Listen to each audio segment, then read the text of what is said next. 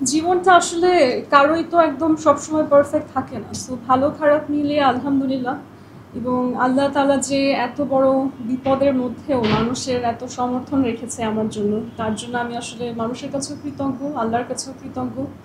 আর আমি আমি কখনোই বলি না যে অ্যারেস্ট হয়েছিলাম, কারণ আমার অ্যারেস্টের প্রসেসটা ইলিগাল ছিল। লিগালি আমাকে অ্যারেস্ট বলা যায় না। আমি সবসময় বলি যে আমাকে অপহরণ করা হয়েছিল, কারণ আইনি ভাষায় এটাকে আসলে অ্যারেস্ট বলে না। ওনার সাথে আম, একটা মিউচুয়াল নেগোসিয়েশনের জায়গা আছে, তবে আমি সেটার খুব বেশি গভীরে যেতে চাচ্ছি না। মানে মানুষকে শেয়ার করার ক্ষেত্রে আমি বলতে চাচ্ছি না আর কি।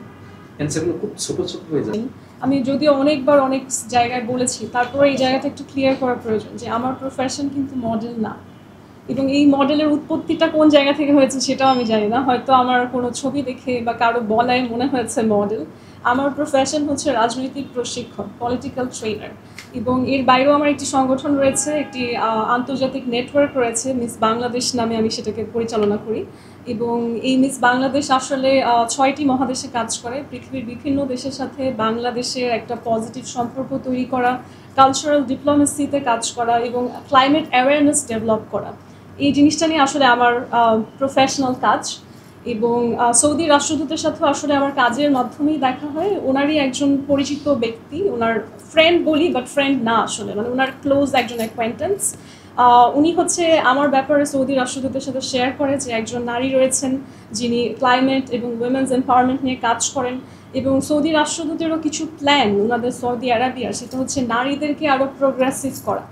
পৃথিবীতে যেমন আমরা সৌদি আরবিয়াকে সবসময় কট্টরপন্থী হিসেবে জেনে এসেছি, তারা চায় না যে সমাজ তাদেরকে সেভাবে জানুক। তো ওরা নিজেদেরকে অনেক রকম কনসার্ট, ফ্যাশন শো করে এখন মানুষের কাছে আরও বেশি অ্যাকসেপ্টেন্স বাড়ানোর চেষ্টা করছে।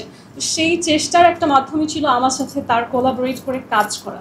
তবে কখনো কখনো হয় যে কাজ করতে গিয়ে মানুষের সাথে একটা ভালো বন্ডিং হয়ে যায়, এবং সেই ভালো বন্ডিংটা থেকে একসময় প্রেম, একসময় বিয়ে, এই জিনিসগুলো হয়। তো আমাদের ক্ষেত্রেও ন্যাচারালি সেটাই হয়েছে। যদি বাস্তব সত্যি কথা বলি তাহলে বলবো আমার বয়সে আসলে ছেলের সত্যি অভাব আছে, কারণ আমি 30 আপ একজন পার্সন, এবং ম্যাক্সিমাম 30 আপ ছেলেরা already married or divorced or with children. So আসলে দেশের ছেলে বাইরের ছেলে খুব একটা ডিফারেন্স নাই, টু বি অনেস্ট।